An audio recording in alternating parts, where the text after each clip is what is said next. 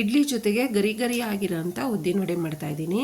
ಗರಿ ಗರಿಯಾಗಿ ಉದ್ದಿನವಡೆ ಹೇಗೆ ಮಾಡೋದು ಮತ್ತು ಮಿಕ್ಸಿನಲ್ಲಿ ಹೇಗಪ್ಪ ರುಬ್ಬೋದು ಅಂತ ಇವತ್ತಿನ ವಿಡಿಯೋನ ನೋಡಿ, ಸ್ಕಿಪ್ ಮಾಡ್ದಿರಾ ನೋಡಿ. ಹಾಗೆ ಹೊಸದಾಗಿ ಯಾರಾದರೂ ನನ್ನ ಚಾನಲ್ಗೆ ಜಾಯ್ನ್ ಆಗಿದ್ದರೆ ಸಬ್ಸ್ಕ್ರೈಬ್ ಮಾಡ್ಕೊಂಡು ನೋಡಿ. ಬನ್ನಿ ಫ್ರೆಂಡ್ಸ್, ವಿಡಿಯೋ ಸ್ಟಾರ್ಟ್ ಮಾಡೋಣ. ಮೊದಲಿಗೆ ನಾನಿಲ್ಲಿ 1/4 kg ಉದ್ದಿನಬೇಳೆನ ನೆನೆಸಿಟ್ಕೊಂಡಿದ್ದೀನಿ. ಒಂದು 3 ಅವರ್ ನೆನೆಸಿಟ್ಕೊಂಡ್ರೆ ಸಾಕು. ನೆನೆಸಿಟ್ಕೊಂಡಿರೋ ಅಂಥ ಉದ್ದಿನಬೇಳೆನ ನೀರಿನಿಂದ ತೆಗೆದು ಜಾರ್ಗೆ ಹಾಕ್ಕೊತಾ ಇದ್ದೀನಿ. ನೀವು ಈ ಥರ ಜಾರ್ಗೆ ಹಾಕ್ಕೊಳ್ಳುವಾಗ ನೀರು ಸ್ವಲ್ಪನೂ ಹಾಕ್ಕೊಬಾರ್ದು. ನೀರು ಹಾಕ್ಕೊಂಡ್ರೆ ಹಿಟ್ಟು ತೆಳುವಾಗಿಬಿಡುತ್ತೆ ಮತ್ತು ವಡೆನೂ ಚೆನ್ನಾಗಿ ಬರಲ್ಲ. ಪೂರ್ತಿಯಾಗಿ ಉದ್ದಿನಬೇಳೆನ ಜಾರ್ಗೆ ಹಾಕ್ಕೊತಾ ಇದ್ದೀನಿ. ಜೊತೆಗೆ ಅರ್ಧ ಸ್ಪೂನಷ್ಟು ಮೆಣಸು ಹಾಕ್ಕೊತಾ ಇದ್ದೀನಿ. ರುಚಿಗೆ ತಕ್ಕಷ್ಟು ಉಪ್ಪು ಹಾಕ್ಕೊಳ್ಳೋಣ. ಜೊತೆಗೆ 4 ಹಸಿರು ಮೆಣಸಿನ್ಕಾಯಿ ಹಾಕ್ಕೊತಾ ಇದ್ದೀನಿ.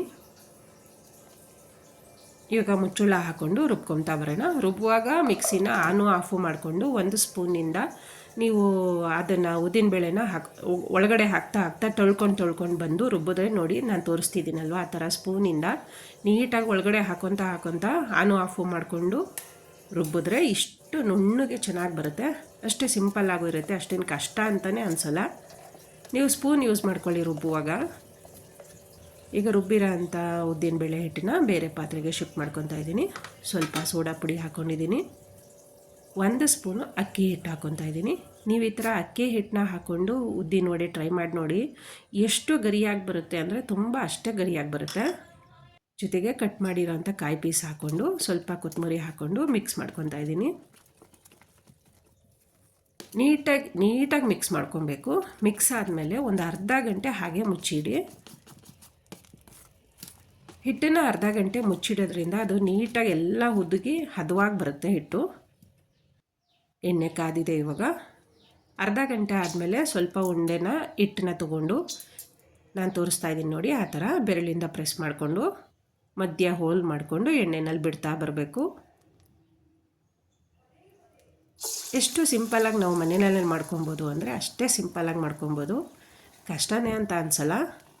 ನೀವೊಂದು ಸಲ ಈ ವಿಧಾನದಲ್ಲಿ ಟ್ರೈ ಮಾಡಿ. ರೆಸಿಪಿ ಹೇಗೆ ಬಂತು ಅಂತ ಕಮೆಂಟ್ಸಲ್ಲಿ ಹಾಕಿ. ಎಣ್ಣೆಗೆ ಹಾಕಿದ್ಮೇಲೆ ಈ ಥರ ಉಲ್ಟಾ ಮಾಡಿಕೊಂಡು ಬೇಯಿಸ್ಕೊತಾ ಬರೋಣ.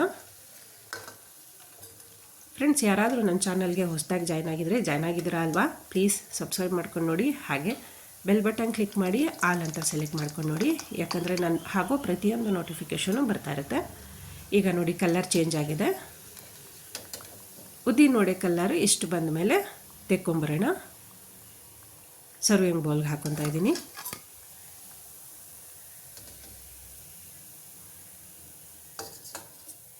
ನೋಡಿ ಇವಾಗ ನಾನು ತೋರಿಸ್ತಿದ್ದೀನಿ. ಅದು ತಿನ್ನುವಾಗಂತೂ ಎಷ್ಟು ಚೆನ್ನಾಗಿ ಬರುತ್ತೆ ಅಂದರೆ ಅಷ್ಟೇ ಕ್ರಿಸ್ಪಿಯಾಗಿ ಗರಿಯಾಗಿ ಬರುತ್ತೆ. ನೋಡಿ ಕರೆಕ್ಟಾಗಿ ಹದವಾಗಿ ಉದ್ದಿನ ವಡೆ ರೆಡಿ ಆಯಿತು. ನೀವು ಹೋಟೆಲ್ಗಳಿಗೆ ಅಲ್ಲಿ ಇಲ್ಲಿ ಅಂತ ಆಚೆ ಹೋಗೋ ನೆಸೆಸಿಟಿನೇ ಇರಲ್ಲ. ಮನೆಯಲ್ಲೇ ಆರಾಮ್ಸೆ ಮಾಡ್ಕೊಂಬಿಡ್ಬೋದು. ಕರೆಕ್ಟಾಗಿ ಬಂದಿದೆ. ಇಡ್ಲಿ ಜೊತೆಗೆ ಬೇಳೆ ಸಾಂಬಾರು ಮಾಡಿಕೊಂಡು ವಡೆ ಮಾಡ್ಕೊಂಡು ತಿಂತಾಯಿದ್ರೆ ಹೋಟೆಲ್ ನೆನಪೇ ಬರಲ್ಲ. ಫ್ರೆಂಡ್ಸ್, ಇವತ್ತಿನ ವಿಡಿಯೋ ನಿಮ್ಗೆ ಇಷ್ಟ ಆಗಿದರೆ ಪ್ಲೀಸ್ ಲೈಕ್ ಮಾಡಿ, ಶೇರ್ ಮಾಡಿ, ಸಬ್ಸ್ಕ್ರೈಬ್ ಮಾಡಿ. ಹಾಗೆ ನಿಮ್ಮ ಫ್ಯಾಮಿಲಿ ಮೆಂಬರ್ಸ್ಗೂ ಶೇರ್ ಮಾಡಿ. ರೆಸಿಪಿ ಹೇಗೆ ಬಂತು ಅಂತ ಕಮೆಂಟ್ಸಲ್ಲಿ ಹಾಕೋದು ಮರಿಬೇಡಿ. Thank you.